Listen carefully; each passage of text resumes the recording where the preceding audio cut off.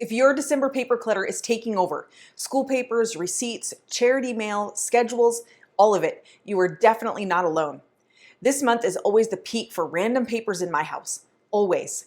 Today, I'm walking you through the exact system that keeps me sane every single year. And the best part, you only need one bin and about 10 minutes a week. Let me show you how easy this can be. Hi friends, welcome back to Systematic Mama. I'm Christy. If you're new here, I'm really glad you found this space. And if you're already subscribed, thank you for being here and for chatting with me in the comments. I love hearing from you and I love knowing what's going on in your homes too. So today we're talking all about calming the December paper chaos, because December has its own kind of paper chaos. You've got the regular mail and school stuff, plus holiday events, donation requests, end of year documents, gift receipts, and all the extra things that just magically appear this time of year. So in this video, I'm going to walk you through step by step how I handle the December paper spike with simple routines and temporary systems that make the whole month feel calmer. And if you stay to the end, I'll tell you the one thing that I prep before January that saves me from drowning in paperwork later.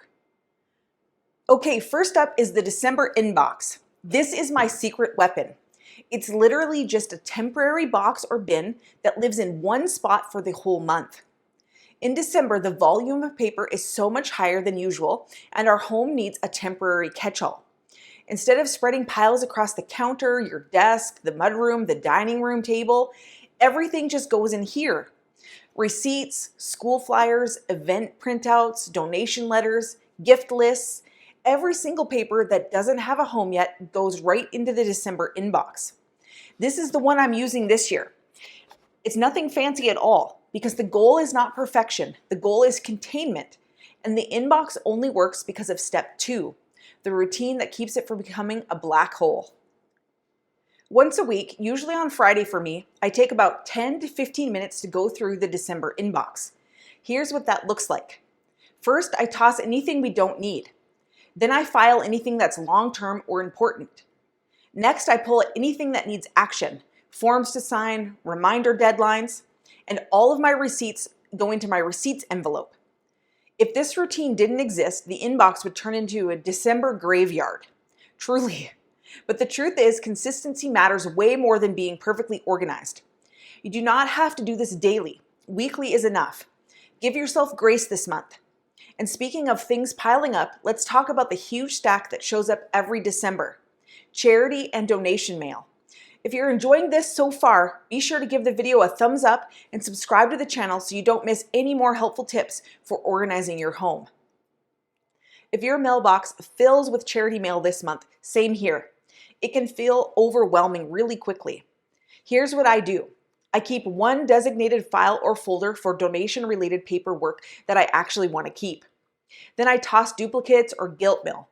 Anything you already know you won't respond to, and having that single file means you won't lose things you truly want to give to, but you're not keeping every envelope that shows up either. And another pile that sneaks up on us: receipts, especially when you're buying gifts.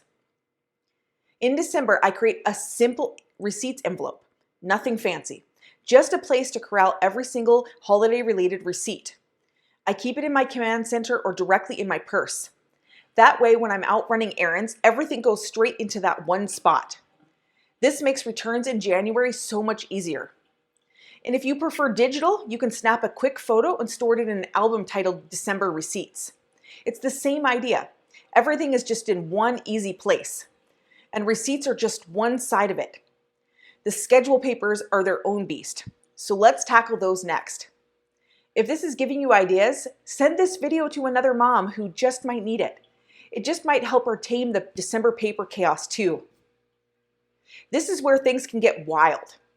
Concerts, teacher gifts, gatherings, work potlucks, school theme days, plus reminders that come home at random. Instead of trying to track multiple papers, I create one single page called my December events sheet. And here's how I use it. It's one page only. Everything goes on it: dates, reminders, deadlines. I pin it to my command center, or you can put it on the fridge. And I add to it as papers come in. When everything lives in one place, the month stops feeling like a guessing game. And then there are those extra school papers that show up at this time of year. So let's handle those quickly. December always comes with extra school stuff. Field trips, theme days, concert instructions, things that need to be returned ASAP. Here's what I do. I create a short-term holding spot and I clip it right behind the December event sheet. This is specifically for December extras, so anything time sensitive goes right there until the week of the event. This way I have the details of the event. This keeps it from getting buried under the regular school papers or just the everyday mail. And the last category you definitely don't want to ignore is your end of year paperwork. In December, certain forms start showing up that you'll need in January. Tax documents, school registration, medical reminders, permission slips, anything that affects the new year. So here's what I prep now. I start a simple January folder. Anything tax related goes straight into it. And I add any forms we'll need after winter break. Future you will be so thankful you prepped this now. And once you set up these simple systems, December feels so much less chaotic. The key to staying organized with holiday paper clutter is honestly really simple. Having one place for everything and then a routine to clear it. That's it. You don't need to be perfectly organized. You just need a system that actually works for a busy December. Tell me in the comments, what's the biggest paper pile in your home right now? I love hearing what everyone else is dealing with and what's showing up in your house too. And if you're still here at the end of this video, leave me a basket down in the comments so I know that you made it all the way through. I love seeing those pop up. It actually makes my day. And if you want a deeper look at my full paper system, I'll link my paper organization playlist right here. Those videos break down everything even further if you want to simplify your home heading into the new year.